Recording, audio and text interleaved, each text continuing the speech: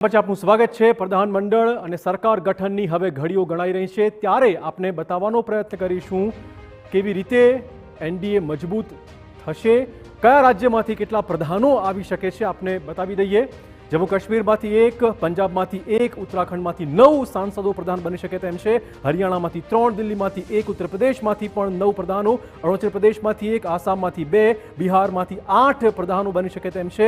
રાજસ્થાનની વાત કરીએ 4 સાંસદ પ્રધાન બની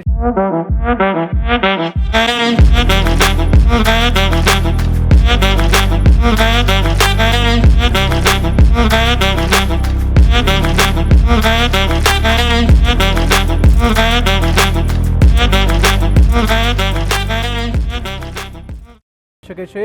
ગુજરાતમાંથી 6 સાંસદોનું પ્રધાન પદ નક્કી બનાઈ રહ્યું છે। મધ્યપ્રદેશમાંથી 4, મહારાષ્ટ્રમાંથી 6, ગોવામાંથી 1, કેરળમાંથી 2, તમિલનાડુમાંથી 1, આંધ્રપ્રદેશમાંથી 3, તેલંગાણામાંથી 2, છત્તીસગઢમાંથી 1, જ્યારે કે પશ્ચિમ બંગાળમાંથી 2 સાંસદ એવા હશે કે જે સરકારની કેબિનેટમાં સ્થાન મેળવશે।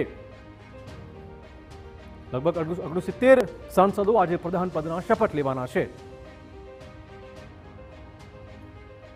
અને હવે આપને એ નામો આપવા જઈ રહ્યા છે કે જે નામ ગુજરાતમાંથી કેબિનેટ પ્રધાન તરીકે લગભગ કન્ફર્મ મનાય છે। અમિત શાહ સૌથી મોટું નામ, આ કન્ફર્મ નામ છે। ગાંધીનગરથી સાંસદ, ગુજરાતમાંથી કોને કોને સ્થાન મળશે તેમાં સૌથી પહેલું નામ છે અમિત શાહનું। ત્યાર પછી રાજ્યસભાના સાંસદ એસ જયશંકર, આમનો પણ સમાવેશ લગભગ થઈ ચૂક્યો હોવાના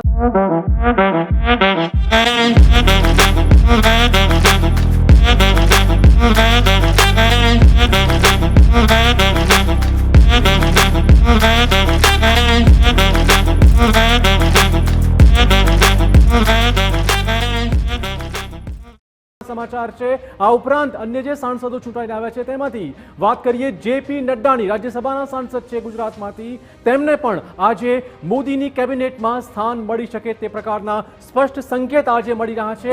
આ ઉપરાંત સીઆર પાટીલ જે નવસારીના સાંસદ છે, આ સાથે ગુજરાતના પ્રદેશ પ્રમુખ ભાજપના, તે પ્રકારે પણ તેઓએ એક ઉત્કૃષ્ટ કામગીરી બજાવી છે। સીઆર પાટીલનું નામ, મનસુખ માંડવિયા કે જે ફરી એકવાર મોદી કેબિનેટમાં સમાવેશ થવા જઈ રહ્યા છે, મનસુખ માંડવિયાનું નામ પણ અહીં ખાસ રહેશે।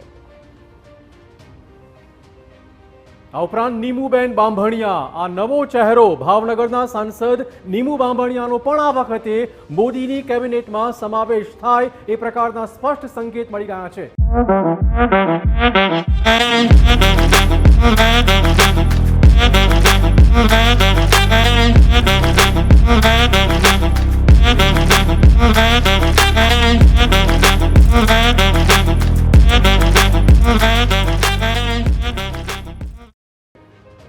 બિલકુલ, તો ગુજરાતમાંથી આ તમામ એવા ચહેરા કે જે બેઠકો જીત્યા છે અને હવે તેમનો સરકારમાં પણ સમાવેશ થવા જઈ રહ્યો છે, ત્યારે વડાપ્રધાન નરેન્દ્ર મોદીનો શપથ ગ્રહણ સમારોહ, અમિત શાહ, રાજનાથ સિંહ, નીતિન ગડકરી પણ શપથ લેશે। આ સાથે જે ઘટક દળો છે તેના પણ જીતેલા જે ઉમેદવારો છે, સાંસદો છે, તેઓ પણ આજે શપથ ગ્રહણ કરશે।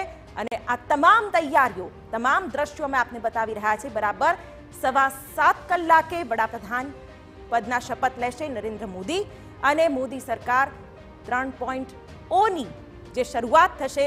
વડાપ્રધાન નરેન્દ્ર મોદીએ આ પહેલા પણ જે પ્રકારે આખો કાર્યકાળ